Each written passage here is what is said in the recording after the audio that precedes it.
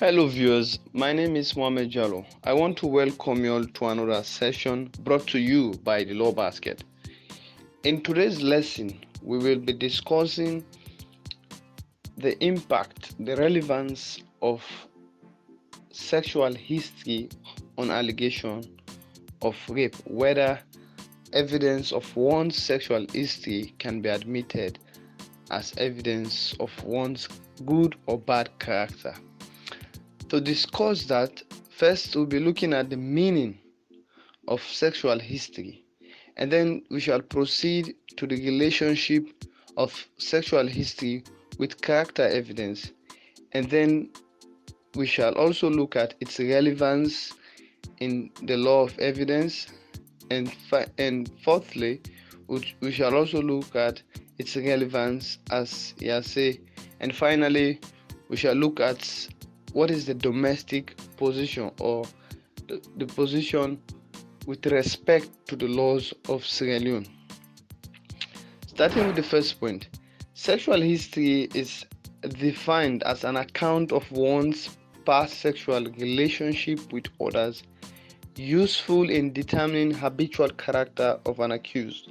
So what is pivotal or critical here is that it is important to establish an account of one's past sexual relationship with a third party, with someone else, and which might be useful in determining an habitual character of the accused or the said person.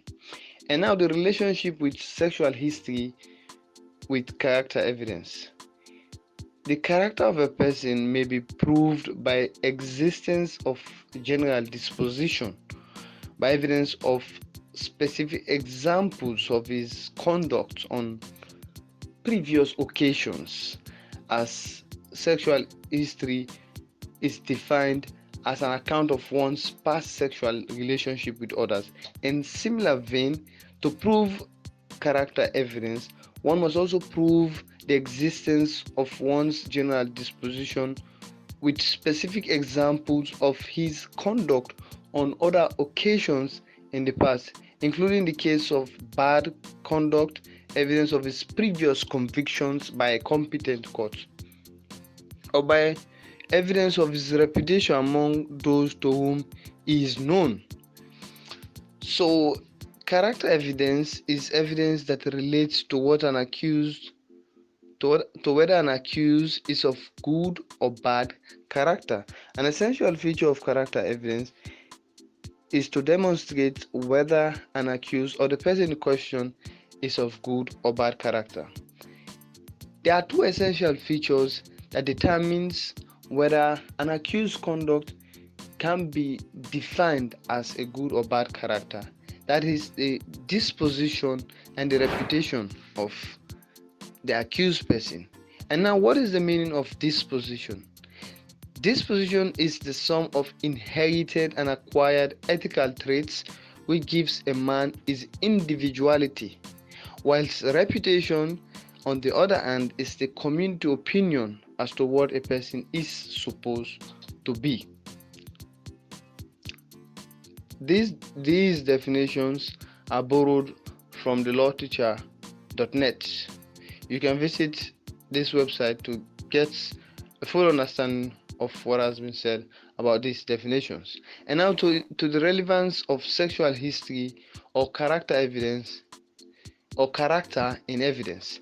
Now, at common law, it is important to state at this point that as a matter of general principle, character evidence, whether of good or bad, is not admissible. However, the evidence of a person's character may be offered or be admissible under two recognized circumstances. Firstly, to prove its existence as one of the facts in the case, that is, character as a fact in issue in the trial. Secondly, to prove its existence as circumstantial evidence in order to prove another fact therein. So where an individual's or the accused person's character becomes a fact in issue in the trial, then evidence of his previous misconduct or evidence of his conduct on previous occasion, whether good or bad, may be admissible as evidence to prove a fact in issue in the trial.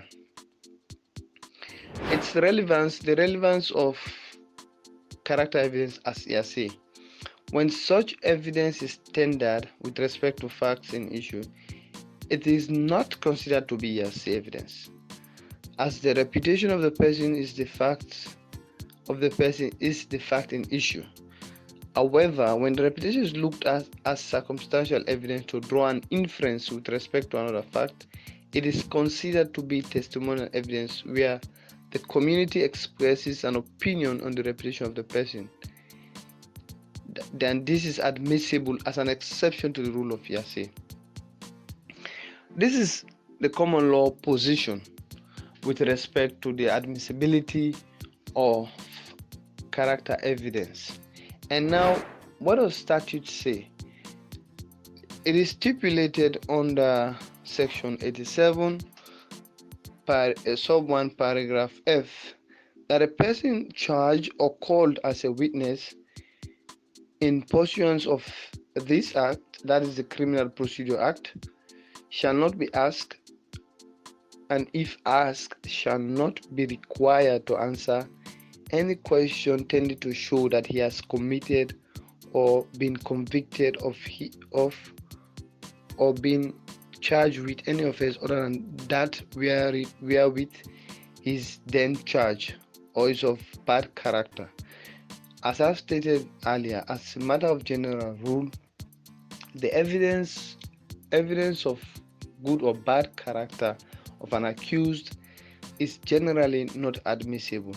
And so when questions are posed by the prosecutor to an accused person with respect to his previous conviction or his previous misconduct, he is generally not allowed as a matter of law to answer any question of that nature, unless there are exceptions. Unless one, the proof of that he has committed or been committed of such other offense is admissible evidence to show that he is guilty of the offense wherewith he is then charged, to prove that he has committed or have been convicted of such other offense.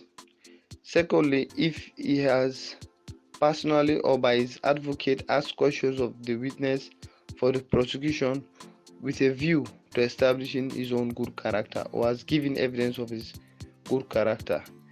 Now, in this instance, if an accused person, while perhaps giving his defense or while cross-examining a witness produced by the prosecutor, tries to establish that he is not guilty by giving evidence of his good character, then his character becomes a fact in issue. And at that time, evidence of his bad character may be adduced by the prosecution, for example, to prove that the accused is of bad character. So evidence of his character may be produced when it becomes a fact in issue. And in this instance, when he raises a question of character by demonstrating that he's of good character, then that can be counter-argued, or counter evidence may be produced to show that he's of bad character.